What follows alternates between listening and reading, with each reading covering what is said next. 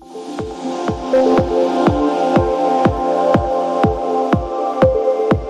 ouvintes. Está começando mais um canal INAC, o seu espaço de análise crítica sobre os principais acontecimentos do Brasil e do mundo. Para debater os temas de hoje, e que marcaram a semana, recebemos quatro especialistas a respeito de toda essa agitação que nós temos na política, né? Eu vou retomar o tema do Supremo Tribunal Federal, da participação do INAC nessa audiência pública. Eu queria que o Diego comentasse um pouquinho sobre isso, agora também com a participação do professor doutor Gustavo Húngaro, muito bem-vindo. Conta para a gente, Diego, como é que foi essa audiência pública, qual a importância disso para a democracia? É, Boa tarde, né? Pelo horário aqui, boa tarde a todos. Primeiro, queria agradecer mais uma vez ao INAC pelo convite para estar aqui debatendo sempre aqui com autoridades aqui, experts, né, nos assuntos mais variados, mais especificamente aqui voltados para a área de compliance, integridade. Então, muito me honra estar dividindo o painel aqui com todos vocês. Eu, obviamente, gostaria de cumprimentar também a Marta, a Isadora e o Dr. Gustavo. E certamente você, Miné, aí, que sempre é muito gentil, sempre muito habilidoso aqui na condução aqui dessas conversas, né? Bom, com relação a esse primeiro ponto, né, teve essa audiência no STF para debater esse tema das emendas parlamentares, eu acho que um primeiro ponto que eu queria fazer aqui menção é que no meu ponto de vista, tá, essa discussão tem que ser encarada de forma suprapartidária, né? Ou seja, é um tema muito importante para a gente não tentar dar conotações ideológicas que sempre acabam perturbando, né, digamos assim, as decisões, né, as decisões que precisam ser tomadas, têm que ser encaradas, olhadas de forma objetiva, acabam às vezes sendo muitas decisões tomadas ali por uma questão ideológica, isso perturba, digamos, isso acaba não dando a melhor decisão para o país do ponto de vista da racionalidade. Então, o primeiro ponto seria essa questão de ser a gente está falando de um tema suprapartidário, né? Ou seja, um tema que interessa a sociedade como um todo, em todas as suas vertentes,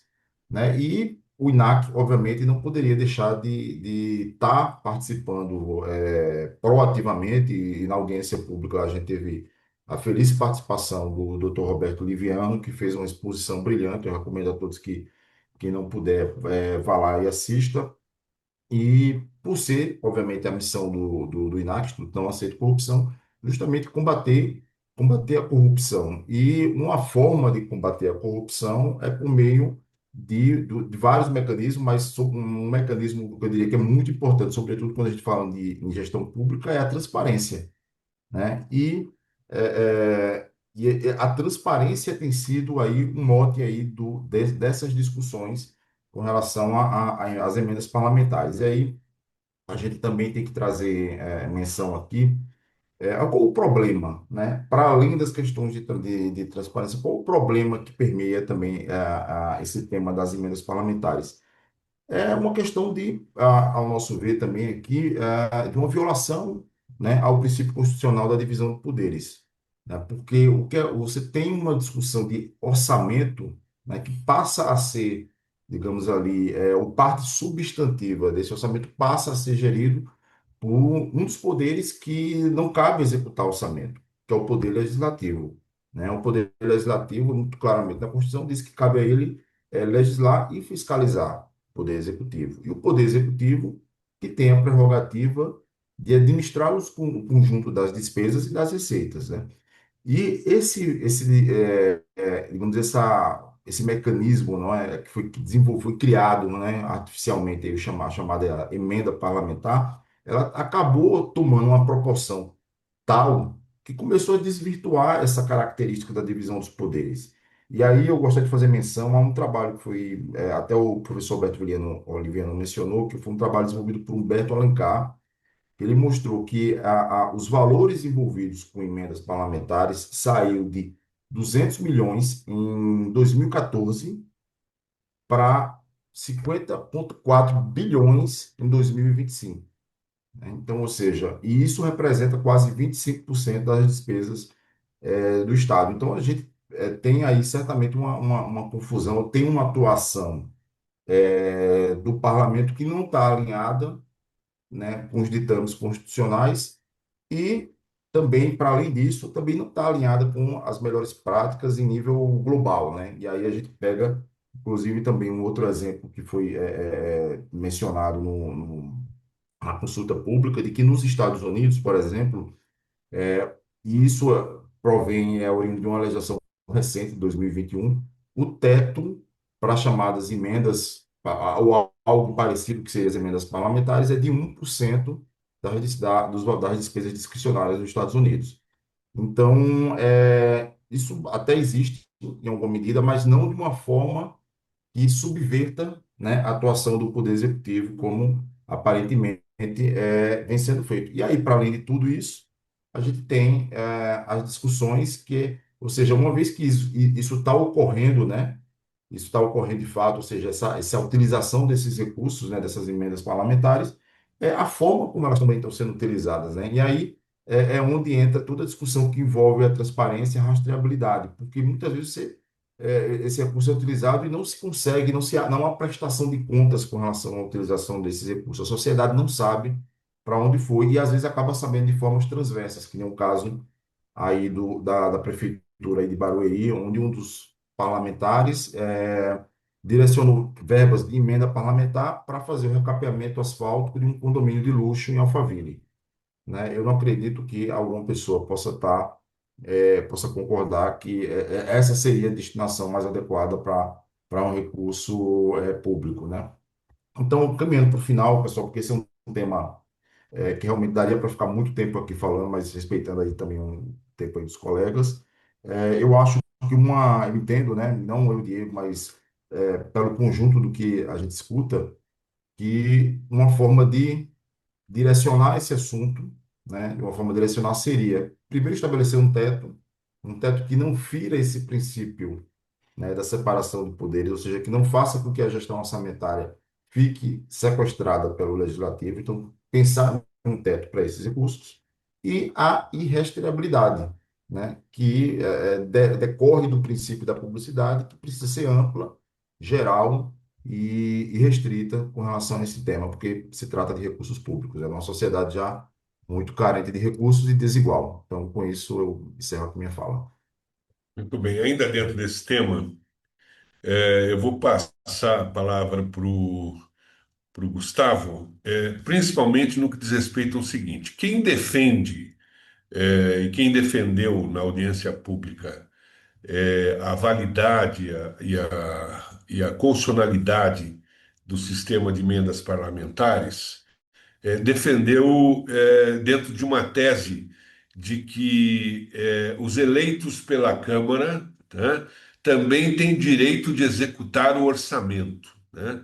Isso é uma questão que envolve uma escala de competências, né? E competências, sejam elas do executivo, sejam elas do legislativo, mas a bem da verdade é que nós temos uma subversão dessa ordem com prejuízo do orçamento e das prioridades e do que seriam da administração obrigatória dos percentuais exigidos no orçamento público geral. E aí sim a transparência ela é fundamental. Gustavo, dentro dessa ordem aí, qual o papel da sociedade na fiscalização do cumprimento dessas emendas e o quanto a falta da transparência, o Diego bem falou, prejudica esse cumprimento constitucional. A transparência é, de fato, Miné, fundamental, né? Quero cumprimentar também a Marta, Isadora, Diego, é uma alegria estar aqui, na companhia de debatedores tão ilustres, numa condução tão competente, para tratar desse tema que interessa, de fato, a toda a sociedade, né? O controle social, que é aquele papel desempenhado pelos cidadãos, pelas associações, pelas entidades, e daí o que desenvolve, né, um instituto não aceito corrupção, para fomentar maior transparência, melhor controle e a utilização racional, consequente, né, dos recursos públicos, mostra que esse debate que está acontecendo no parlamento, com a participação do Supremo Tribunal Federal, várias entidades da sociedade civil, né, e um olhar atento da opinião pública, precisa mesmo canalizar-se para uma solução dentro do que o doutor Diego apontou, né, que é o que o presidente do Instituto, doutor Liviano, também tem defendido publicamente em artigos, entrevistas, a necessidade de um teto, né, para as emendas parlamentares, de modo que não se desvirtue a própria organização das políticas públicas e o funcionamento dos órgãos públicos no Brasil, né? Porque o orçamento público ele representa isso, a destinação dos recursos amealhados mediante a contribuição de todos, né, pelos impostos, pelas contribuições, pelas taxas, para aquilo que é necessário à sociedade. Em termos de legitimidade, né, do parlamento, não há dúvidas, né, os deputados, senadores eleitos, eles representam a população, assim como o chefe do Poder Executivo também é eleito diretamente e também representa, né, e cabe a ele a organização do orçamento e a propositura, encaminhamento ao legislativo. Então, eu entendo que o legislativo ele pode, né, fazer ajustes na proposta orçamentária, no PPA, né, na lei de diretrizes orçamentárias encaminhadas essas normas pelo Poder Executivo, mas essa alteração, ela de fato não deve chegar ao ponto da desestruturação das políticas públicas e do funcionamento dos órgãos públicos, né? Então, também nós precisamos pensar, né, quanto dessas emendas elas estão funcionando para reforçar antigos vícios do nosso país, né, de clientelismo, de patrimonialismo, né, de uma relação que não é republicana, né, entre representante e representados, e também entre cidadão e orçamento público. No exemplo que o doutor Diego trouxe, né, quer dizer, foi uma situação clara, né, de aproveitamento do orçamento público para uma finalidade absolutamente privada, desnecessária, né, beneficiando algumas poucas pessoas que teriam recursos para fazer aquela benfeitoria sem precisar onerar o orçamento federal.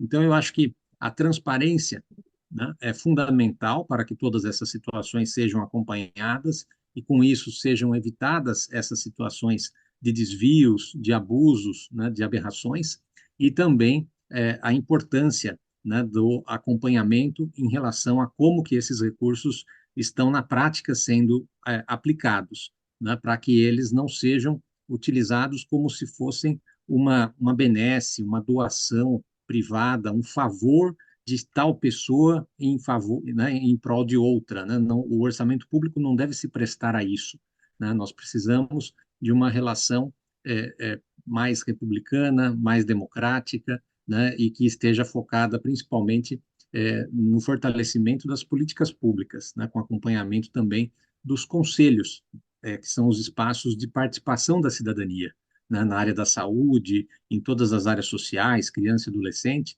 A Constituição prevê também esse papel, né, de conselhos para o desempenho desse controle social e do acompanhamento da implementação das políticas públicas, né? Então, também, este é um outro instrumento que está à disposição da sociedade civil para fazer valer esse controle. Então, concordo, Mina, que esse binômio, né, transparência e controle, é fundamental, né, para evitar situações indevidas e para propiciar, né, que haja, de fato, um acompanhamento e um uso adequado dos recursos. Mas eu acho que, neste momento histórico do nosso país, está havendo uma certa falha, né, na intensidade desse acompanhamento e dessa participação pela sociedade civil, né? Tanto que acaba de ser aprovada também a ampliação, né, do Congresso Nacional sem um debate, né, muito aberto e claro com toda a sociedade, né? Então, como está prevista essa ampliação, né? Qual o motivo disso, né? Para que também, né, num colegiado já tão numeroso, que representa toda a nacionalidade, né, de 513 deputados federais, qual a necessidade de aumentar esse número, né, para 531? Então, isso, a meu ver, mostra, e num momento também, né, em que há uma discussão sobre redução de gastos públicos, né, de melhor aproveitamento desses recursos, e por outro lado, né, então, um projeto de lei aprovado numa direção oposta, né, a esse aspecto. Então, isso a meu ver, evidencia a necessidade, né, de uma participação e de uma expressão maior daquilo que as pessoas, né, e a sociedade civil esperam e precisam cobrar. Não, muito bem. Isadora, ainda dentro desse tema, nós falamos sobre questões de prioridades, né? Prioridades orçamentárias. E a grande dicotomia, né, na administração pública são exatamente os chamados atos de governo e atos de Estado, ou seja, políticas de governo e políticas de Estado. Né? Essa é a grande dicotomia, onde as sociedades, os Estados de direito, né, perseguem sempre as chamadas políticas de Estado como algo a longo prazo. Né? E por essa razão nós acabamos tendo problemas muito sérios. Muitas vezes. É, Transferindo recursos para cidades onde existem programações de natureza turística, onde existe programações para festividades, fomentos de festividades, quando na realidade nós vivemos situações em que outros estados demandam situações de calamidade pública, né, como nós já vivemos no estado do Rio Grande do Sul e mesmo nos estados do Nordeste no que diz respeito à severa estiagem, né?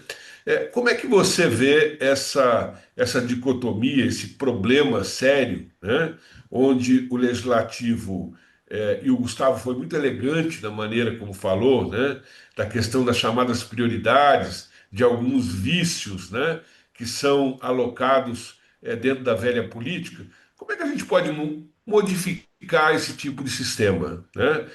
Priorizando a transparência e priorizando o que é importante para a sociedade. Boa tarde, Francisco. Boa tarde a todos da mesa, nossos ouvintes. Olha, Francisco, eu corroborando com o que o Diego falou também, o binômio, né, transparência e controle. Eu acho que é isso que a gente precisa quando a gente fala de política pública e também o debate, né, com sociedade civil, com outras autoridades, outros órgãos governamentais. E, assim, completando essa ideia, né, de que você falou, a gente tem políticas e ações, eu acho que o ministro Flávio Dino pediu, né, sobre a transparência de toda a utilização das verbas das emendas, nada mais é do que a obrigação legal ali parlamentar, né?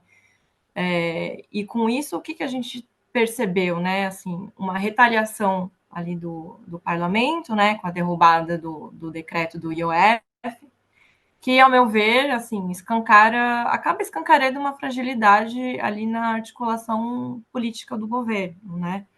Assim, a gente vê que mesmo com a liberação massiva de emenda, a base fragmentou e votou, né, contra o Planalto, assim. Eu acho que a gente acaba percebendo que isso revela não só a limitação dos incentivos financeiros como um mecanismo de coesão, mas também a ausência de alinhamento pragmático real. É o que você falou. Qual é a destinação dessas verbas, né? Como que a gente pode decidir participar e verificar, né, a eficácia do uso? Então, assim, eu acho que o caso acaba ali, né, por um aspecto político, levantando dúvidas, né, sobre a eficácia ali do presidencialismo de coalizão que a gente tem, o formato atual disso, e o custo de governabilidade que segue muito alto, né, e cada vez menos previsível, né, nesse sentido, né, por isso que essa transparência e controle são urgentes. Verdade. Muito importante isso. Marta, ainda dentro dessa ideia, né, dessa dicotomia que nós acabamos de falar, né, é algo muito problemático, né, quando nós temos essa situação de falta de prioridade. né? Nós já várias vezes falamos sobre isso, onde em algumas situações, algumas emendas parlamentares foram destinadas para algumas regiões onde a influência política, né, de determinados deputados ela é mais importante, né, em prejuízo de situações que são emergentes, né? Marta, como é que a gente. A Isadora foi muito feliz na maneira como falou, e eu te passaria também assim. Como é que muda isso, né? Eu acho que esse é um problema muito sério. Então, virou um cabo de guerra, né, entre o governo e o Congresso, a questão das emendas parlamentares. Então, o governo não consegue aprovar a tão necessária reforma tributária, né?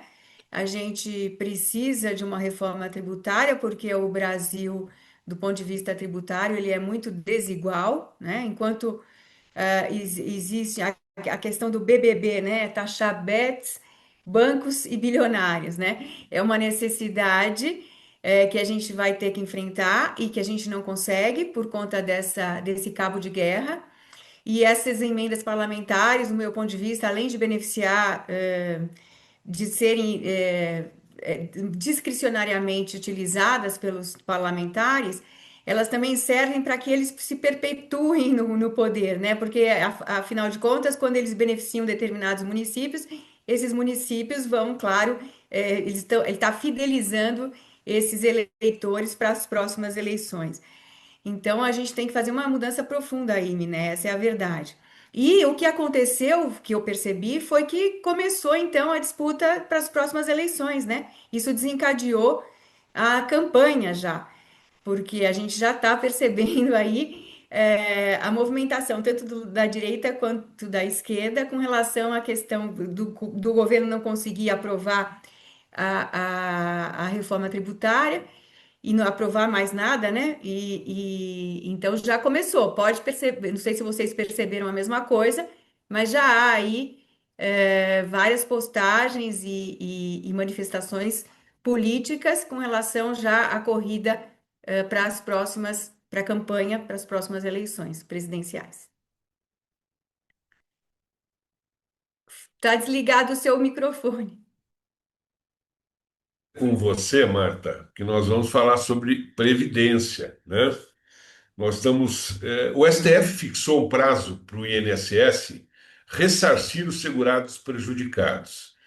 E ocorreu um caso chocante, né? Uma funcionária grávida perdeu gêmeas após ser impedida de sair do trabalho para dar à luz na portaria do frigorífico, uma empresa multinacional do setor alimentício. Essa empresa foi condenada a pagar R$ 150 mil de indenização por danos morais e está tentando reverter essa condenação. Marta, qual a importância dessa decisão do STF e o que isso representa para os segurados prejudicados? E, ao mesmo tempo, ainda dentro dessa questão trabalhista, né, como é que essa trabalhadora no frigorífico expôs as falhas na proteção de direitos fundamentais no setor privado?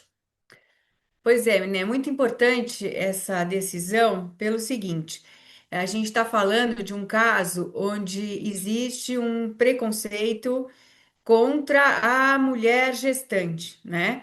Apesar da gente ter uma legislação que protege e tal, a gente está falando de uma venezuelana, uma trabalhadora venezuelana, num frigorífico de uma multinacional e que, portanto, ela já estava de 8 meses e uma gestante de 8 meses, todos os conhecedores da lei brasileira sabem, inclusive o RH de uma multinacional, que uma gestante de 8 meses, ainda mais de uma gravidez de risco, deveria estar afastada pelo INSS, né? A partir do 8º mês, o RH deveria ter afastado essa gestante e ela não foi afastada. Esse é um fato. E apesar dessa multinacional dizer que ela tem política de proteção à gestante, de apoio à gestante, eles falharam e houve ali o que o TST constatou, culpem elegendo e culpem vigilando, porque quando você coloca um supervisor para os seus funcionários, e esse supervisor ignora a situação da gestante, não pede os atestados periódicos, não permite que ela saia, no momento que ela passa mal, ela estava no oitavo mês, ela passou mal durante o período de trabalho, não foi autorizada a sair da empresa para não atrapalhar a linha de produção, demorou para ela ser liberada. Quando ela foi liberada, ela teve o filho ali na rua, no ponto de ônibus, ou seja, sequer esse supervisor deu o apoio necessário para ela ir ao hospital ser atendida, né? Que era o mínimo que se espera numa situação dessas.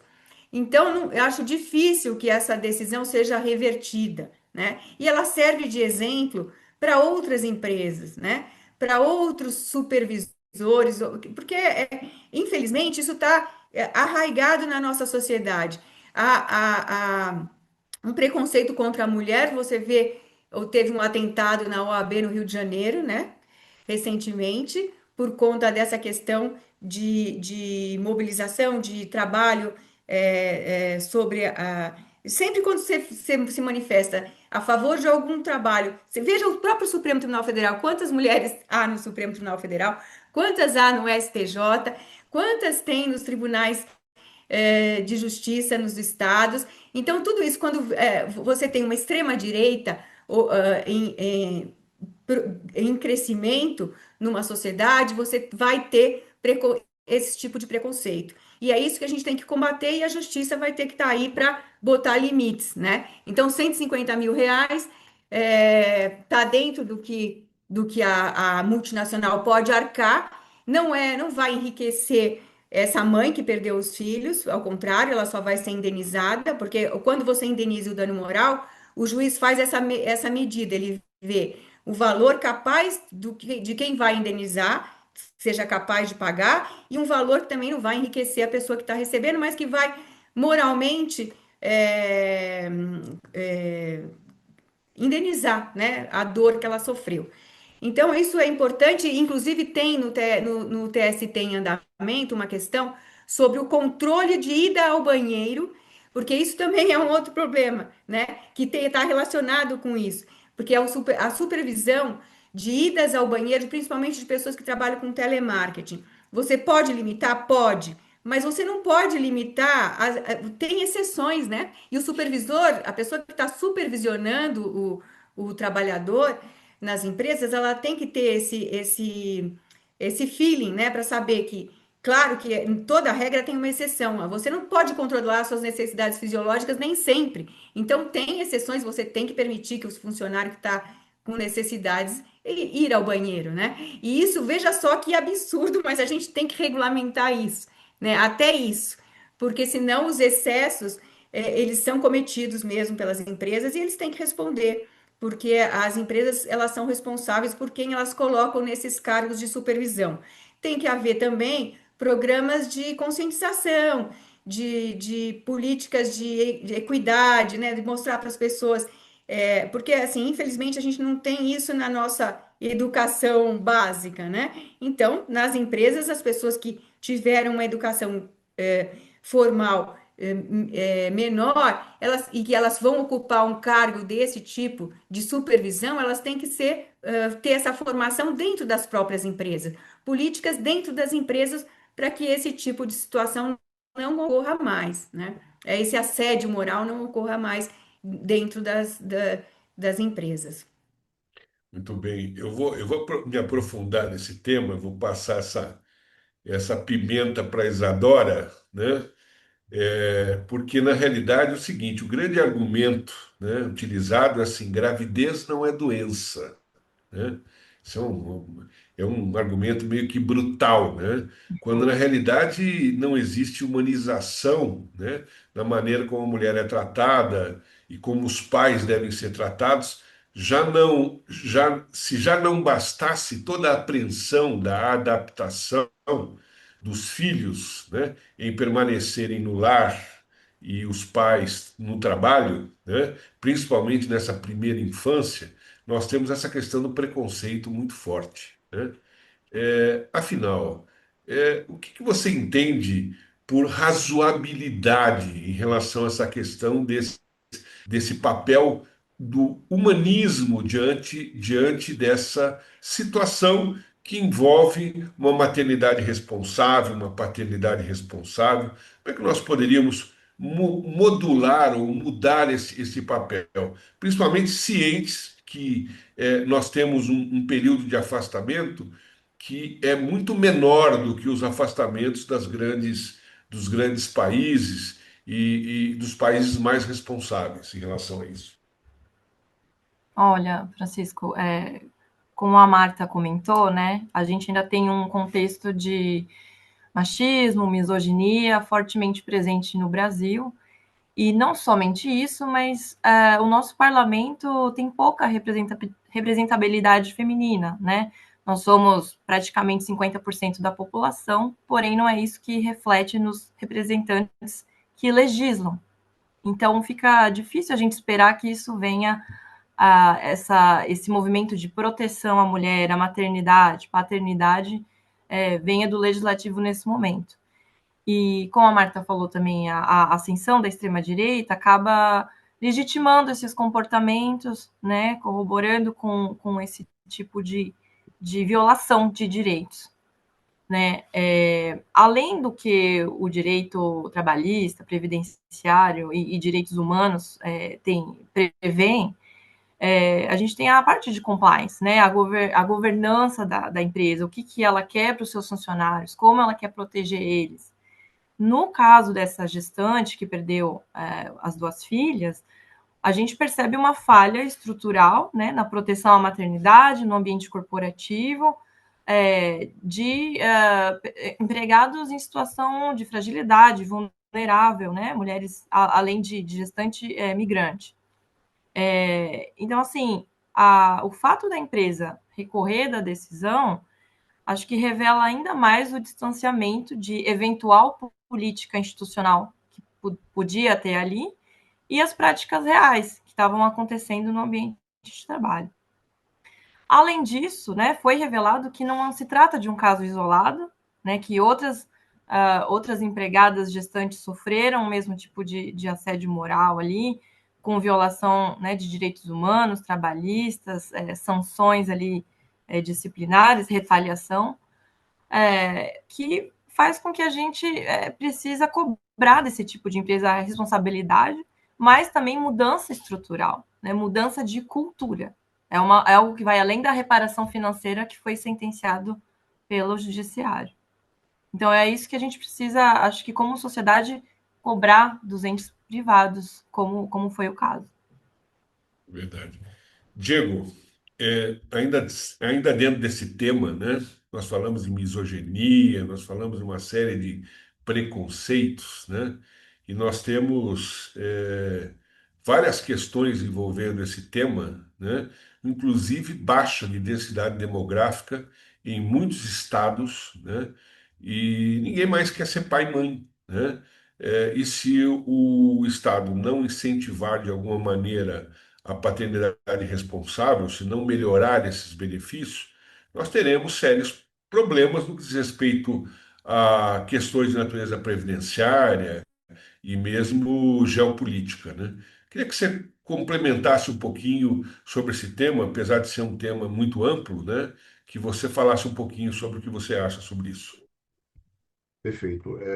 Só aproveitando, eu queria me solidarizar com relação a esse assunto, enfim, dessa trabalhadora que teve esse problema da gravidez. Eu, particularmente, achei que a penalidade poderia ter sido maior, levando em conta até o tamanho da empresa e para gerar um efeito pedagógico, que no final esse valor ele acaba não dá, ele acaba refletindo essa questão, ou seja, ele não mexe em face da dimensão da empresa, ele não mexe internamente dentro dos mecanismos de governança. Eu falo isso atualmente, eu sou, na verdade, eu estou como um head de uma empresa, então, head jurídico, então o que acontece? Uma sentença que ela tem um valor maior, ela passa por discussões maiores internas dentro da empresa, podendo chegar, inclusive, ao conselho de administração. Então, esse era um assunto que merecia, ao meu modo de ver, pelo pano de fundo, por todo o sofrimento que Sabe o a que que é, trabalhadora Diego? passou. Nesse caso, o salário dela era de R$ 1.900, e isso foi parâmetro utilizado pelo Ah, tribunal. sim, sim, eu acabo utilizando um pouco, acaba considerando que é um valor alto, mas deixa a porta aberta para situações semelhantes voltem a acontecer, né? Mas pegando aqui a sua pergunta, né, assim, eu vi matérias recentes sobre reportando digamos, esse fenômeno que está acontecendo agora no Brasil, um fenômeno no qual as famílias estão tendo menos filhos, né? Então, mas isso ele é de certa forma como eu posso dizer, isso é um reflexo também, em alguma medida, de que o país ele está num caminho, ele tá sendo exitoso em erradicar a miséria. Qual é a relação de uma coisa com outra, né? Porque o que a gente vê o que a gente vê de certa forma nos países mais pobres, com menos educação, com a miséria mais latente, é que as famílias elas acabam não refletindo sobre a questão de ter filhos, e aí isso acaba acontecendo ali, seja por uma questão de controle conceptivo, seja por uma questão de entendimento da sociedade, preocupação digamos ali, com o cuidado que vai ter daquelas crianças. Então, isso é um fenômeno que acaba ocorrendo de forma, como eu posso dizer, sem muito controle. E o que acontece? Quando a gente olha para os países, de um modo geral, né, para o histórico dos países que estão em desenvolvimento, o que está acontecendo no Brasil acaba acompanhando o que aconteceu nesses países, como Coreia do Sul, Tailândia, México, Argentina. Então, assim, os países em desenvolvimento, né, e aí os países já desenvolvidos, isso já é uma realidade há muitos anos, né, os países ali europeus, Japão. Então, o que acontece eu acho que isso é um reflexo, isso dá um sinal, de certa forma, que a sociedade está um pouco mais está racionalizando um pouco mais esse tema, isso deriva aí de mais educação, de mais acesso à informação, etc. Mas aí a gente vai ter que começar a olhar realmente os efeitos previdenciários, né, que isso vai causar. Então, o que eu imagino, né, é que provavelmente a reforma tributária, que foi muito discutida, que foi feita alguns anos atrás, ela vai ter um prazo de duração menor, na verdade. Ou seja, essa discussão que se imaginava ser discutida pela próxima geração lá na frente, né, daqui a 30 ou 40 anos, alguma coisa, muito provavelmente vai ter que ser antecipada, porque esse cenário né, sociológico, socioeconômico da sociedade acabou mudando. Então, acho que essa é a forma como eu enxergo um pouco o assunto aí. Já tem, Perfeito. inclusive, Diego, a respeito disso, em andamento, discussões a respeito de igualar a idade da mulher e do homem para fins de aposentadoria para a próxima reforma previdenciária, tanto do regime geral quanto dos regimes próprios. Já existe essa discussão, sim, o Diego trouxe essa questão, e isso já está em andamento e vai ser muito em breve a gente vai enfrentar aí novas discussões, sim, a respeito disso, polêmicas, né? A tendência é sempre descontar no mais vulnerável, né? Então, assim, vamos pegar, vamos igualar, não vamos olhar para outras questões, né, orçamentárias e onde é que mais facilmente a gente consegue alocar esse rombo futuro. Então, vamos tentar igualar as idades, o que me parece não seria também não seria primeiro, pelo menos não seria entre as 10 primeiras alternativas a serem analisadas, né? Sim. Muito bem. Gustavo, ainda dentro do tema, eu também gosto sempre de aproveitar a sua experiência, né, como corregedor, como controlador e tudo mais, que na realidade faz às vezes de um compliance, tanto na área pública, com exemplo, dando um bom exemplo para a área privada, né? Como uma situação de compliance bem realizada poderia evitar esse problema, né? Principalmente no que diz respeito à falta de humanização no tratamento, esse excesso de supervisão de assédio moral, às vezes assédio sexual dentro do próprio ambiente de trabalho. Como é que se poderia alterar esse sistema e de forma eficiente e socioeducativa? Exato, essa é uma agenda estratégica, né, para uma concepção de compliance que entenda a conformidade com as normas da maneira mais abrangente possível, né? Então, é fundamental que as empresas tenham essa percepção, né, de que não é apenas a noção de compliance que hoje se defende, que se difunde pelo mundo, naquelas empresas, então, que estão exercitando essa responsabilidade social e também no avanço, né, normativo que regula estas questões, não é apenas, então, a ideia de compliance, do ponto de vista de estruturar uma contabilidade correta, né, de ter os seus fluxos financeiros monitorados, bem delineados, não é apenas essa dimensão, né, administrativa, contábil, financeira, econômica, né? É preciso ir além disso. Tá? Claro que o compliance garantindo, né, essas condições para que os recursos à disposição, seja do poder público, seja das empresas, seja também das instituições do terceiro setor, né, as fundações, as entidades que hoje também executam políticas públicas na área da saúde, na área da educação, na assistência social, na cultura, todas essas pessoas jurídicas, né, elas precisam ter é, aquela noção de accountability, né, de poder prestar contas com consistência e demonstrando o uso adequado dos recursos. Mas é preciso, então, ir além, para que as relações entre as pessoas também estejam em conformidade com os parâmetros atuais, né, para que os direitos humanos sejam respeitados sempre, em todas as suas dimensões, né, sem assédios, sem perseguições, sem situações humilhantes. E nós sabemos que isso é um desafio porque ainda vigora, né, uma cultura autoritária no nosso país. Né? As nações que passam por períodos ditatoriais, elas carregam, né, chagas por muito tempo.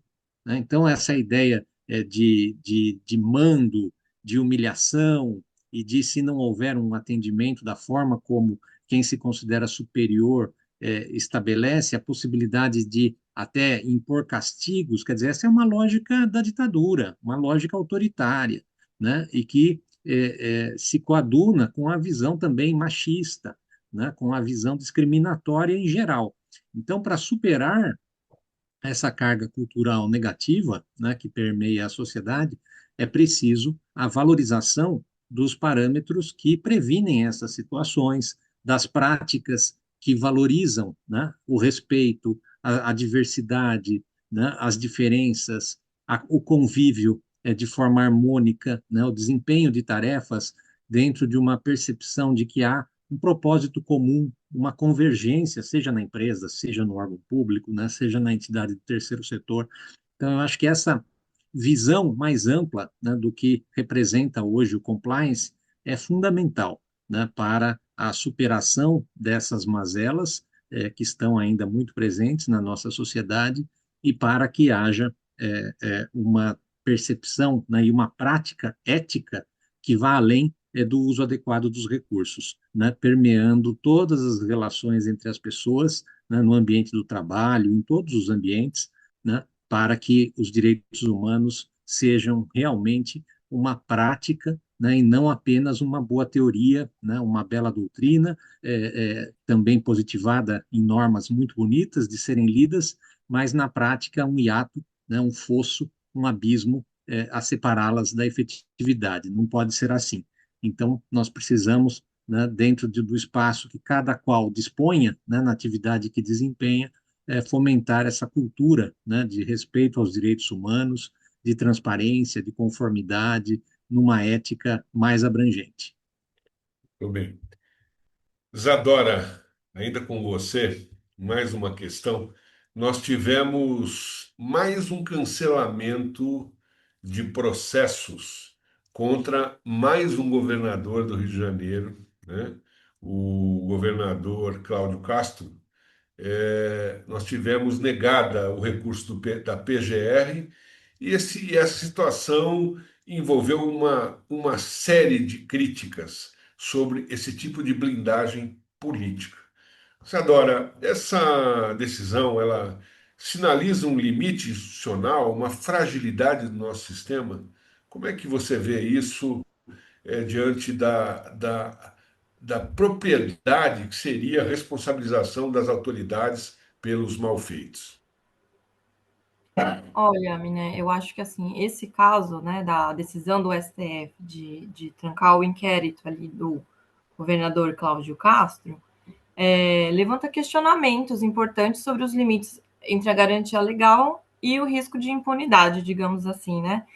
É óbvio, né, que o foro por prerrogativa de função, processo legal no Estado de Direito tem que ser respeitado, sim, mas a gente percebe que um certo excesso de formalismo, às vezes, pode, na prática, inviabilizar investigações que são legítimas, né, na verdade, especialmente quando a gente tem ali suspeitas de corrupção em assuntos sensíveis, né, como são, por exemplo, os projetos sociais, etc. Então, assim, esse caso, ele evidencia também como falhas processuais, nesse caso específico, né, até mesmo a atuação do próprio Ministério Público, pode comprometer, né, de uma certa maneira, a busca por responsabilização. Então, assim, acaba perante, né, a sociedade, criando um certo descrédito nas instituições, né, e criando a sensação de blindagem de figura pública como esse governador, né, como foi o caso. Muito bem, e ainda falando um pouquinho sobre esses temas envolvendo atos de corrupção, entre outros, né? Nós tivemos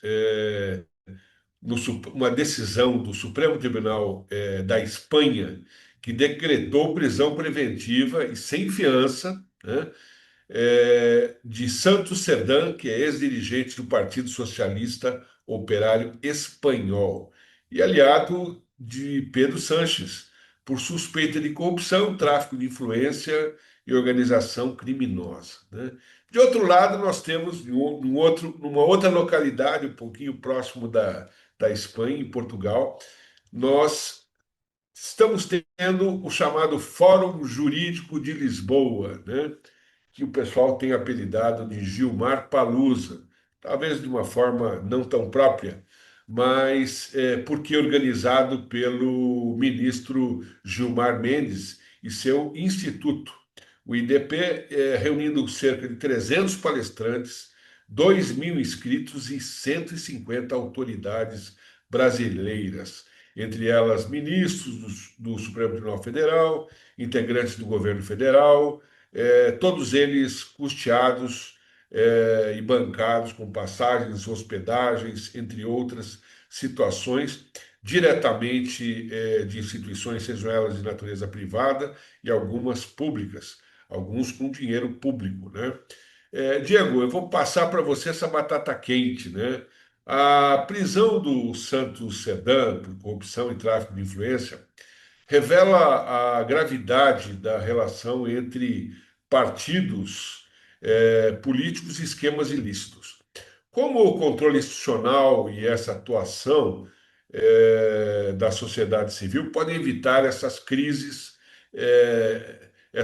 que podem abalar a própria democracia, né? Eu gostaria que você fizesse um comentário e também uma repercussão sobre essa questão a mulher de César. Ela deve não só ser honesta, mas ela deve parecer honesta, né? Gostaria que você falasse um pouquinho sobre isso também.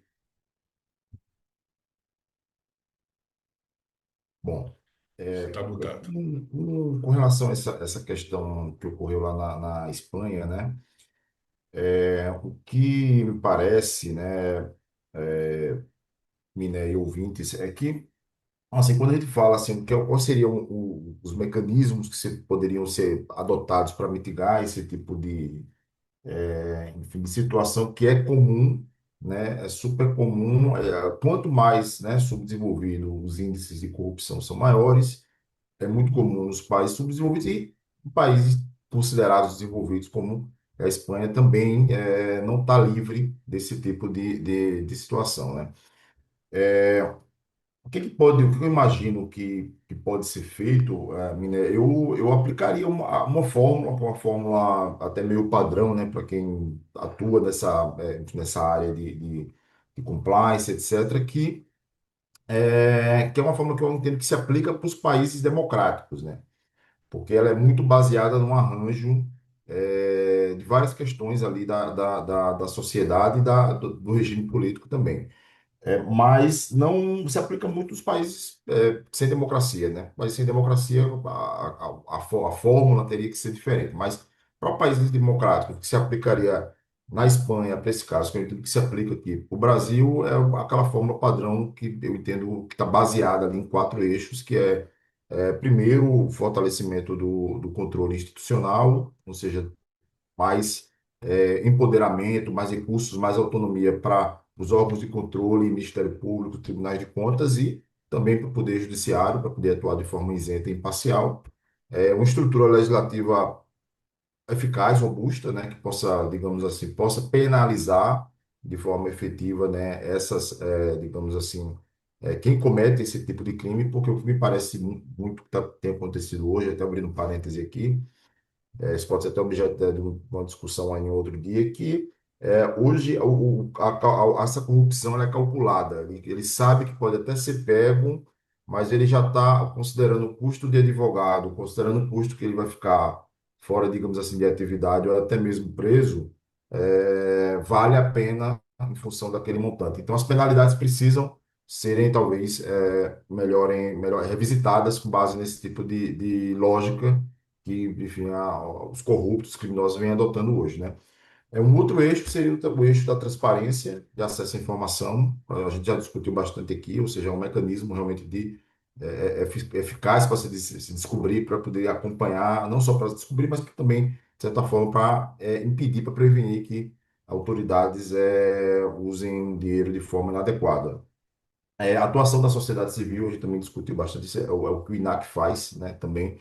É importante que tenha entidades da sociedade civil organizadas para poder questionar, para poder provocar, que elas tenham liberdade para isso, né, que elas possam fazer isso sem serem constrangidas, né, que era o que acontecia aqui no período aqui de regime de ditadura militar e uma educação, né? Ou seja, a gente tem que promover, né? Promover uma educação e essa educação, inclusive dentro das escolas, né? Ou seja, essa cultura de integridade me parece hoje que ainda é algo que está fora ali do, da, do, como dizer, da currículo escolar, das faculdades, etc.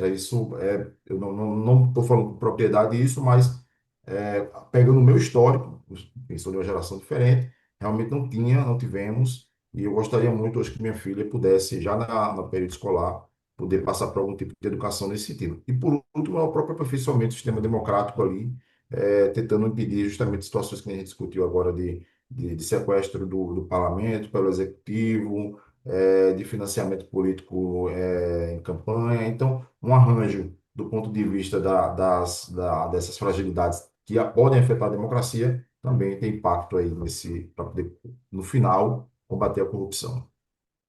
Muito bem. Para finalizar o nosso programa, eu vou ainda fechar um último comentário da Marta e do Gustavo a respeito desse tema, né? Marta, está apropriado esse nome, Lula Palusa, Gilmar Palusa, é apropriado isso, né? E pro Gustavo, eu faço a seguinte indagação também, para que nós possamos fechar o tema, né? Se de repente não existe uma liturgia para se seguir nessas situações, para que, como eu disse, né, a mulher de César não apenas seja honesta, mas que ela pareça também honesta. Marta.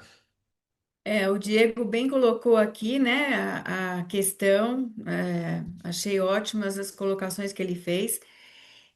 Acho que o momento que a gente vive de falta de credibilidade na justiça, no poder judiciário, né, principalmente incentivado aí pela extrema-direita,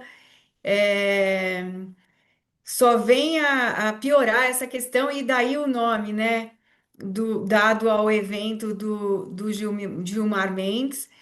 E a gente quer saber aí quanto custou a bacalhoada, o porco preto e o vinho português. Essa é a questão, né, que não quer calar. Então, é isso.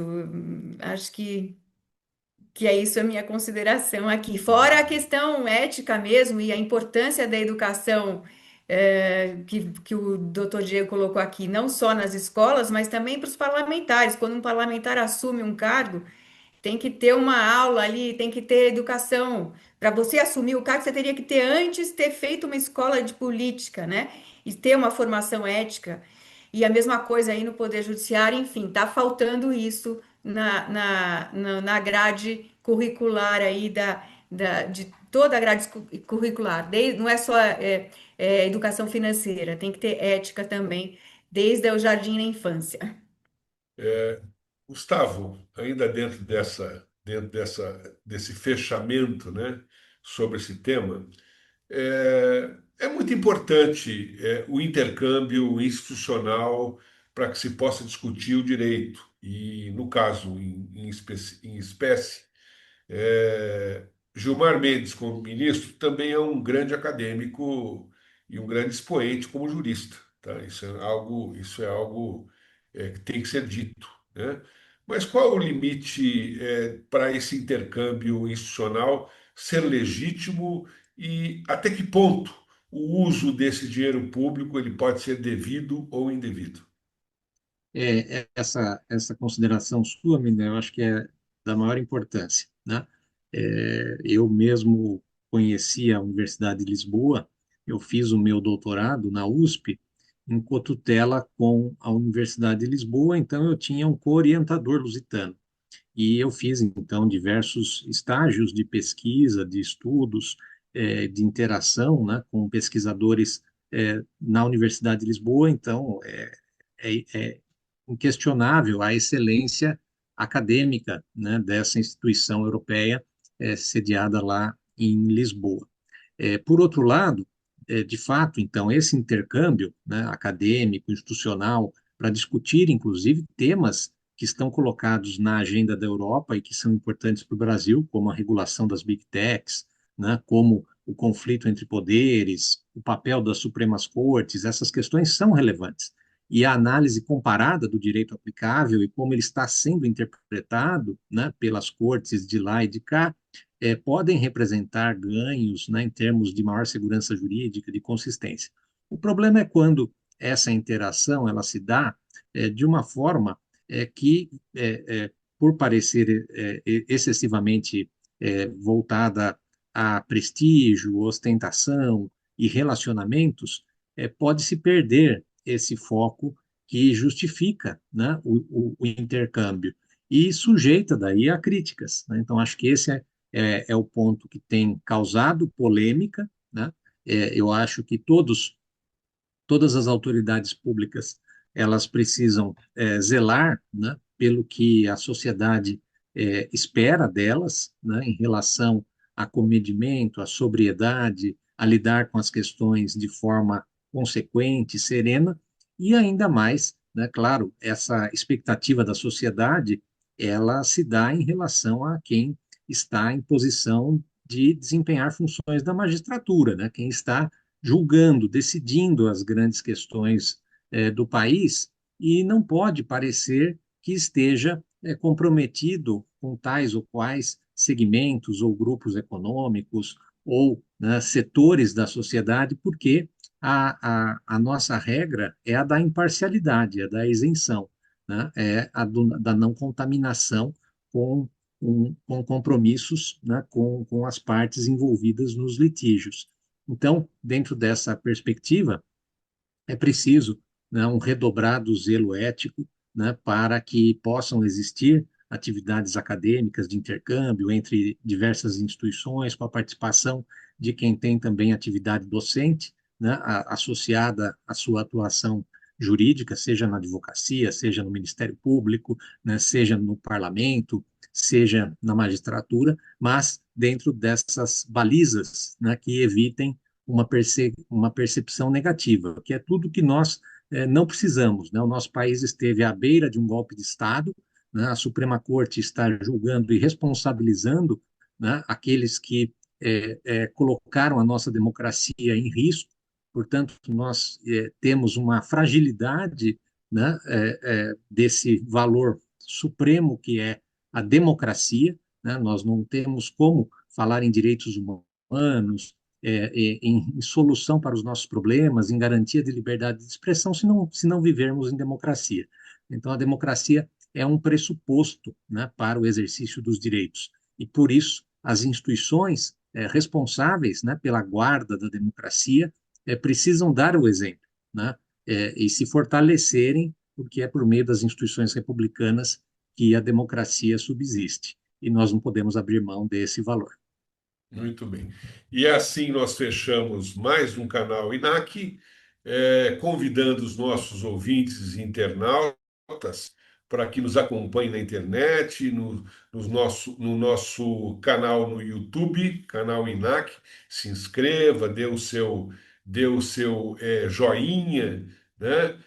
Nos prestigie. Também você pode acompanhar a nossa transmissão todas as quintas-feiras também pela Rádio 365. E aqui faço um convite a todos os nossos ouvintes e internautas. Agradeço sinceramente a minha colega Marta Geller, muito obrigado, ao Diego, que sempre nos valoriza aqui, a Isadora, que hoje foi brilhante, e ao Gustavo, que sempre nos esclarece aqui e nos dá uma aula. Um grande prazer a todos aí, grande abraço a todos e até a próxima quinta-feira.